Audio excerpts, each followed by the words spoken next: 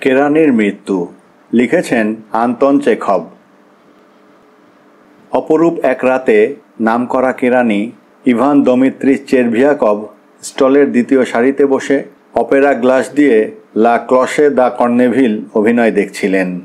মঞ্চের দিকে তাকিয়ে থাকতে থাকতে তার মনে হচ্ছিল মরজগতে তার মতো সুখী বুঝি আর কেউ নেই। এমন সময় হঠাৎ হঠাৎ কথাটা বড় একঘেয়ে হয়ে পড়েছে। কিন্তু কি করা যায় বলুন, জীবনটা এতই বিস্ময়ে ভরা যে কথাটা ব্যবহার না করে লেখকদের গত্যন্তর নেই। সুতরাং হঠাৎ ওর মুখখানা উঠল কুকড়ে, চক্ষু শিবনেত্র, শ্বাস অবরুদ্ধ এবং অপেরা গ্লাস থেকে মুখ ফিরিয়ে সিটের ওপর ঝুঁকে পড়ে হ্যাঁচ্চ অর্থাৎ হাঁচলেন। হাঁচার অধিকার অবশ্য সকলেরই আছে এবং যেখানে খুশি কে না হাঁচে। চাষি হাঁচে, বড় দারোগা হাঁচে, এমনকি প্রিভি কাউন্সিলররাও মাঝে মাঝে হাঁচে সবাই। কাজেই চেরভিয়াকভ একটু অপ্রতিভ না হয়ে পকেট থেকে রুমাল বার করে নাক মুছলেন এবং সভ্যভব্য মানুষের মতো আশেপাশে তাকিয়ে দেখলেন কারোর কোনো অসুবিধে হলো কিনা।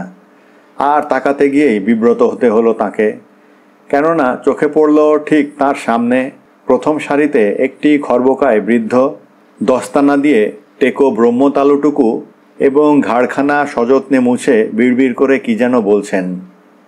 বৃদ্ধটিকে চেরভিয়াকভ চিনতে পারলেন। তিনি ছিলেন যানবাহন মন্ত্রী দপ্তরের বেসামরিক জেনারেল ব্রিঝালভ। চেরভিয়াকভ ভাবলেন, সর্বনাশ, ওর মাথার ওপরে হেঁচে ফেলেছি তাহলে। উনি অবশ্যই আমার বড় সাহেব নন, তবু কাজটা খারাপ হয়ে গেল, ক্ষমা চেয়ে নেওয়া দরকার।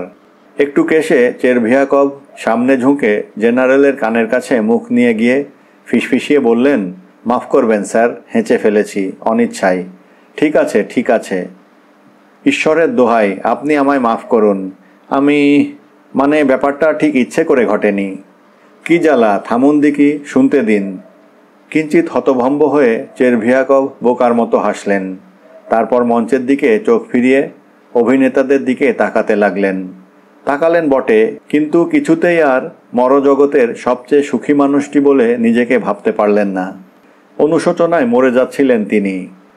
ইন্টারভালের সময় হতে চলে এলেন ব্রিঝালভের কাছে।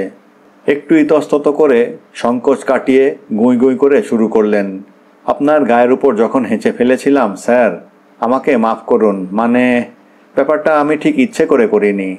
জেনারেল বললেন, ও তাই নাকি, আমি তো ভুলেই গিয়েছিলাম। কিন্তু আপনি কি এমন ঘ্যান ঘ্যান করতেই থাকবেন? নিচের ঠোঁটটা অধৈর্যে বেঁকে উঠল তাঁর। চেরভিয়াকভ কিন্তু জেনারেলের দিকে অবিশ্বাস ভরে তাকালেন। তার মনে হলো উনি তো বলে দিলেন ব্যাপারটা ভুলে গিয়েছেন, কিন্তু কই, ওর চোখ মুখ দেখে তো ভালো ঠেকছে না। আসলে আমার সঙ্গে কথা কইতেই উনি নারাজ। ব্যাপারটা ওকে বুঝিয়ে বলতেই হবে যে ওটা আমি ইচ্ছে করে করিনি।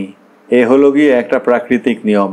নইলে উনি হয়তো মনে করবেন আমি বুঝিবা ওর গায়ের ওপর থুতু ফেলতেই চাইছিলাম। এখন সে কথা যদি বা নাও ভাবেন, পরে যে ভাববেন না তার কি ঠিক। বাড়ি ফিরে চেরভিয়াকভ তার অশিষ্ট আচরণের কথা স্ত্রীর কাছে খুলে বললেন।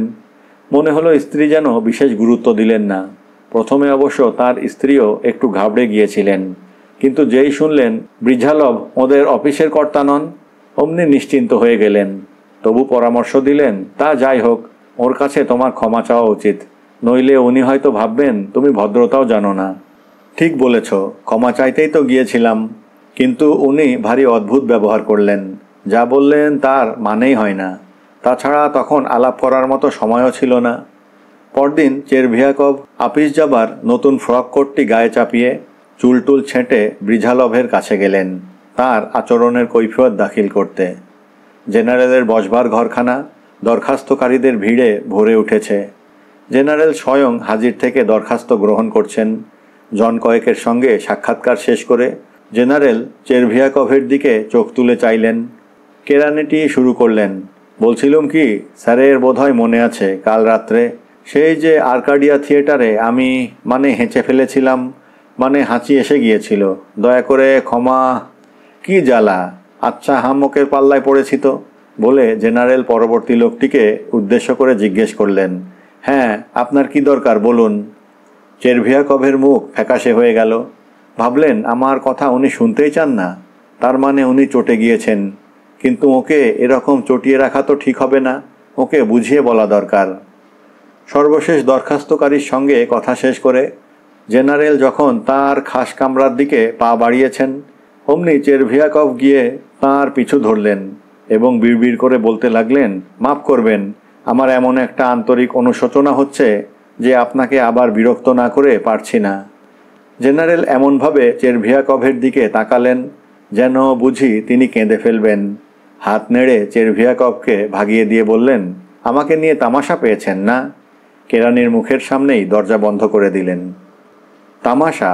চেরভিয়াকভ ভাবলেন, এর মধ্যে তামাশার কি আছে? জেনারেল হয়েও কিন্তু কথাটা বুঝতে পারছেন না। বেশ, মাপ চাইতে গিয়ে ভদ্রলোককে আমিও আর বিরক্ত করতে আসছি না, চুলোই যাক। বরং একটা চিঠি লিখে জানিয়ে দেওয়া যাবে, ব্যাস, এই শেষ, আর কখনো আসছি না ওর কাছে।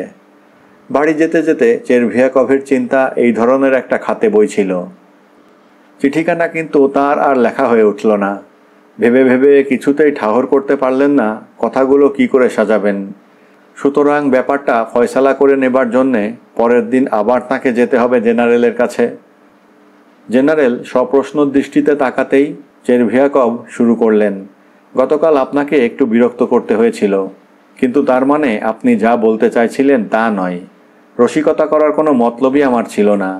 সেদিন হেঁচে ফেলে আপনার যে অসুবিধে ঘটিয়েছিলাম তার জন্যে মাপ চাইতেই এসেছিলাম। আপনাকে নিয়ে রসিকতা করার কথা আমার মনেই হয়নি। তাই কখনো হয়? লোককে নিয়ে রসিকতা করার ইচ্ছে যদি একবার আমাদের পেয়ে বসে, তাহলে কোথায় থাকবে মান সম্মান, কোথায় থাকবে আমাদের ওপরওয়ালাদের প্রতি ভক্তি শ্রদ্ধা? রাগে বিবর্ণ হয়ে কাঁপতে কাঁপতে জেনারেল হুঙ্কার দিয়ে বললেন, নিকালো, গেট আউট, আভি নিকালো। আতঙ্কে বিমূঢ় হয়ে চেরভিয়াকভ বললেন, আজ্ঞে। পা ঠুকে জেনারেল ফের চেঁচিয়ে বললেন, আভি নিকালো, গেট লস্ট। চেরভিয়াকভের মনে হলো বুঝি ওর শরীরের মধ্যে কি একটা যন্ত্র যেন বিকল হয়ে গেছে। কান ভোঁ ভোঁ করছে, চোখে দেখা যাচ্ছে না কিছুই।